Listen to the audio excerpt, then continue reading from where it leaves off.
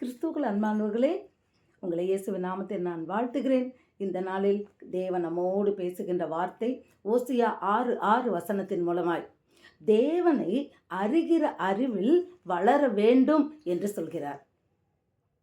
அவர் சொல்றாரு, பலியிடுவதை காட்டிலும் கீழ்ப்படிதலும் தகன பலிகளை காட்டிலும் தேவனை அறிகிற அறிவையும் நான் விரும்புகிறேன் என்று சொன்னது யாருன்னா நம்ம ஆண்டவர். அல்லேலூயா. அப்போ தேவனை அறிகிற அறிவு, நாம் தேவனை எவ்வளவு நாம் அறிந்திருக்கிறோம். அல்லேலூயா. நாம் தேவனை எவ்வளவு அறிந்திருக்கிறோம்.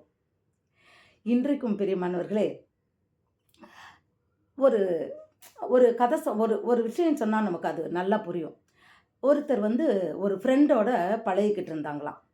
அந்த ஃப்ரெண்டோட பழகும்போது முதல்ல ஆரம்பத்தில் பார்க்கும்போது அந்த ஃப்ரெண்டு ரொம்ப இனிமையாக, அன்பாக, அழகாக, அருமையாக பழகுனாங்களாம். அவங்களோட பழக பழக பழக நாள் போக போக போக தெரிஞ்சதான் கொஞ்சம் கொஞ்சமாக அவங்க இவங்களோட காரியத்தில் பொறாமப்பட ஆரம்பித்தாங்களாம். அதுக்கப்புறம் இவங்களுடைய காரியத்தை போய் அடுத்தவங்ககிட்ட போய் கோள் சொல்கிறதுக்கு பழகுனாங்களாம், குறை சொல்கிறதுக்கு பழகுனாங்களாம். இவங்கள பற்றி போய் அடுத்தவங்ககிட்ட மோசமாக பேசுகிறது, அதுக்கப்புறம் இவங்கள பார்த்தோன்னே நல்ல முறையில் பேசுகிறது.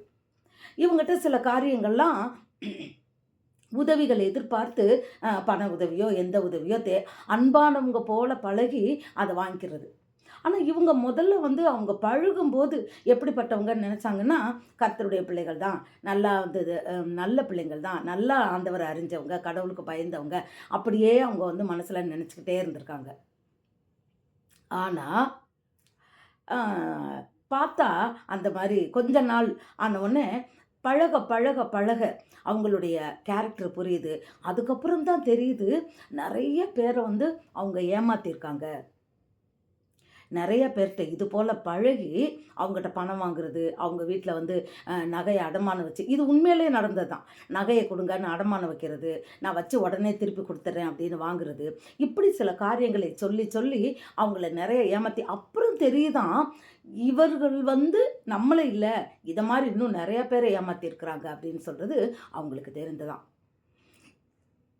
அப்போது நெருங்கி பழக ஆரம்பிக்கும் போது தான் ஒருவருடைய குணாதிசயங்கள் நமக்கு முற்றிலுமாக 100க்கு 100 தெரிய வருகிறது. இது உண்மை தானே? இப்போது கணவன் மனைவியை பாருங்களேன், நம்ம மற்றவங்களையும் பார்க்குறோம். காதலிக்கிறாங்க சிலர், திருமணம் அம்மா அப்பா பார்த்து முடிச்சு வைக்கிறாங்க. அப்போது காதலித்தவங்களுக்கு எப்படி இருக்குன்னா, காதலிக்கும் போது இருந்த புருஷனை விட, ஒரு மனைவியை விட, அந்த பெண்ணை விட திருமணம் முடித்த பிறகு தான் அவங்களோட உண்மையான குணங்கள் தெரிய ஆரம்பிக்கும். அவங்களோட ஏன்னா பழகுறாங்க. அது வரைக்கும் தூர இருந்தாங்க. இவங்க ஒரு வீட்டில், அவங்க ஒரு வீட்டில் இருந்தாங்க. 2 பேரும் ஒரே வீட்டுக்கு வரும்போது தான் அவங்களுடைய குணநலன்கள் தெரிகிறது. அவங்க கோவப்படுறவங்க, அவங்க எக்ஸைட் ஆகிறவங்க, அன்பு இல்லாதவங்க, இதெல்லாம் பொறுமை இல்லாதவங்க, விட்டு கொடுக்காதவங்க, இதெல்லாம் பழக பழக தான் தெரிகிறது. அதுபோல் கணவனும் மனைவியும் அப்படித்தான் திருமணம் முடிச்சு வைக்கிறாங்க. ஆரம்பத்தில் பார்த்திங்கன்னா ஒருத்தர் சுய அந்த குணங்களை அவர்கள் மூடி மறைத்து, அந்த நேரம் ஒரு என்ன சொல்லுவாங்க, ஆசை 60 நாள் மோகம் 30 நாள்னு ஒரு பழமொழி சொல்லுவாங்க. அதுபோல் ஒரு 2 மாதம் 3 மாதம் பார்த்திங்கன்னா சண்டை பிரிவினை இதெல்லாம் எதுவுமே இல்லாதபடிக்கு நல்லா போய்கிட்டே இருக்கும். அடுத்து ஒரு குழந்தை பிறந்த பிறகு பார்த்திங்கன்னா அவங்களுடைய சுய ரூபங்கள் கொஞ்சம் கொஞ்சமாக தெரிய ஆரம்பிக்கும். சிலருக்கு திருமணமாகி அன்னைக்கே கூட தெரிஞ்சிடும், அது வேற. இன்னும் நாம் பழக பழக பழக முதல்ல சொல்லுவாங்க, நம்ம குடும்பத்து ஆள்களெல்லாம் அவங்க ரொம்ப அளவில்லாமல் நேசிக்கிற மாதிரி சொல்லுவாங்க. அதாவது நம்மளுடைய தாய் தகப்பன் இவங்களை நேசிக்கிற மாதிரி, மாமனார் மாமியார் குடும்பத்தை நேசிக்கிறது மாதிரி, அந்த மாதிரி எல்லாம் பேசுவாங்க. அதுக்கப்புறம் போக போக தான் தெரியும் அவங்க குடும்பத்தை தான் நேசிக்கிறாங்க, நம்ம குடும்பத்தை நேசிக்கலை அப்படின்னு சொல்லிட்டு. அது மாதிரி அன்பு உண்மையாக வச்சுருக்குறாங்களா, உண்மையாக வைக்கலையா, அது மாத்திரம் இல்லை, அவங்களுடைய நேச்சுரல் என்ன, இயற்கை குணம் என்ன, இது எல்லாமே பழக பழக பழக நமக்கு தெரிகிறது. நெருங்க இன்னும் சொல்லப்போனால் நெருங்க தெரிகிறது. ரொம்ப கிட்ட, ரொம்ப க்ளோஸ் ஃப்ரெண்டுவாங்க, க்ளோஸாக பழகுனா தெரியும். இப்போ சில ரகசியங்கள்லாம் பார்த்தீங்கன்னா, ஃப்ரெண்ட்ஸ் இருந்தாங்கன்னா அவங்களுடைய எல்லா வாழ்க்கையினுடைய அந்த ரகசியங்கள்லாம் இந்த க்ளோஸ் ஃப்ரெண்டுக்கு தெரியும். அவங்க அம்மா அப்பாவுக்கு தெரியாமல் என்னென்ன தப்பு பண்ணாங்க. சிலது வந்து கணவன் மனைவி இந்த மாதிரி க்ளோஸ் ஃப்ரெண்டாக இருந்தாங்கன்னா அவங்க எப்படி புருஷனுக்கு தெரியாமல் எல்லாம் ஏமாத்துறாங்க. இதெல்லாம் யாருக்கு தெரியும்னா க்ளோஸ் ஃப்ரெண்டுக்கு தெரியும். அது மாதிரி புருஷன்மார்கள் அப்படித்தான். நல்ல க்ளோஸ் ஃப்ரெண்டு வச்சுருந்தாங்கன்னா பொண்டாட்டி எப்படி ஏமாத்துறாங்க, இது மாதிரி எல்லாம் வந்து ரகசியம் எல்லாமே க்ளோஸ் ஃப்ரெண்டு. க்ளோஸ்னால் என்ன அர்த்தம்? மிகவும் நெருக்கமாக இருப்பவர்கள். இன்றைக்கும் பிரியமானவர்களே, இந்த ஓசியா 6:6 தேவன் சொல்கிறார், தேவனை அறிகிற அறிவை நான் விரும்புகிறேன். அப்போ நம்ம எப்போ வந்து தேவனை உண்மையாய் அவர் எப்படிப்பட்டவர், அவர் நல்லவரா, வல்லவரா, அற்புதரா, அதிசயமானவரா, நம்பிக்கைக்குரியவரா, இது எல்லாமே எப்போ நமக்கு தெரியும் அப்படின்னு சொன்னால், அவரை இன்னும் க்ளோஸாக நம்ம நெருங்கும் போது தான் தெரியும். ஏதோ ஞாயிற்றுக்கிழமை ஆலயத்துக்கு போயிட்டு வந்தோமா, வாரத்தில் ஒரு நாள் ஏதோ எப்போனாலும் மனசுக்கு கஷ்டம் வர்ற நேரம் ஒரு பைபிளை வாசித்தோமா, அப்போ தெரியாது. தேவனோடு ஐக்கியமாகும் போது தான், ஆவியானவரோடு நாம் இணையும் போது தான் தேவனை அறிகிற அறிவில் நாம் வளர முடியும். அறிகிற அறிவை கர்த்தர் விரும்புகிறார். எப்போ எதை காட்டிலுமா? பலியிடுவதை காட்டிலும், தகன பலிகளை காட்டிலும் நான் தேவனை அறிகிற அறிவை விரும்புகிறேன் அப்படின்னு சொல்றார். அப்போ நம்ம ஒவ்வொருவரும் தேவனை அறிகிற அறிவில் நாம் வளர வேண்டுமென்றால் இன்னும் அதிகமாய் வேதம் வாசிக்கணும், இன்னும் அதிகமாய் தேவனை துதிக்கணும், இன்னும் அதிகமாய் தேவனோடு பேசும்படியாய் நம் நேரங்களை உபவாசத்திலும் மற்ற காரியங்களிலும் நாம் செலவழிக்க வேண்டும். கர்த்தர் சத்தம் நம்ம காதில் கேட்கணும். அப்படி கேட்டுட்டா நம்ம அவர்கிட்ட நெருங்கிட்டோன்னு அர்த்தம். அவரை அறிகிற அறிவில் நாம் வளர்ந்துட்டோன்னு அறிக்கிறோம். அவர் சித்தத்தை நாம் அறிவதற்கு தெரிந்து கொண்டால், நிறைய பேருக்கு கர்த்தரோட சித்தம் என்னன்னா அது தெரியலையே அப்படிம்பாங்க. ஆண்டவர் உங்களோட பேசினாரா? இல்லையே அப்படிம்பாங்க. இதற்குள்ளாக நாம் வரும்போது தான், அதாவது ஆண்டவரிடம் இன்னும் நெருங்கி வரும்போது தான் நாம் தேவனை அறிய முடியும். அது தேவனுக்கு பிரியம், தேவன் விரும்புகிற ஒரு காரியம்.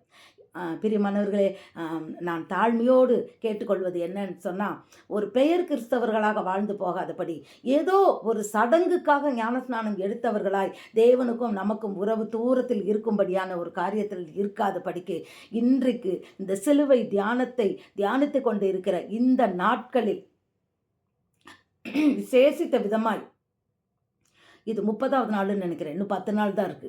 இந்த நாளில் நாம் தேவனை அறிகிற அறிவை பெற்றுக்கொள்ள வேண்டும். பார்த்த உடனே ஒருத்தரை பார்த்து ஒரு தப்பு பண்ணிட்டோம்னா என்ன சொல்லுவாங்க? அறிவு இருக்கா அவனுக்கு அப்படின்னு தான் கேட்பாங்க, இல்லையா? அப்போ நம் வாழ்க்கையில் தவறுகள் நடக்குதுன்னு சொன்னா அது என்ன காரணம்? நமக்கு அறிவில்லைன்னு அர்த்தம். என்ன அறிவில்லை? தேவனை அறிகிற அறிவில்லை. தேவனை அறிகிற அறிவு நமக்கு இல்லை. அறிவில்லாதவன் செய்கிற காரியங்கள் எப்படி இருக்குமோ அப்படித்தான் தேவனோடு நாம் நெருங்கி க்ளோஸாக நாம் வாழாதபடிக்கு, தேவனை விட்டு நாம் தூரமாக இருக்கும்போது நம் வாழ்க்கையின் காரியங்கள் எல்லாமே சாத்தானோட கரங்களில், சாத்தானோட கிரியைகளின்படி அது நடைபெற்று கொண்டு இருக்கிறது.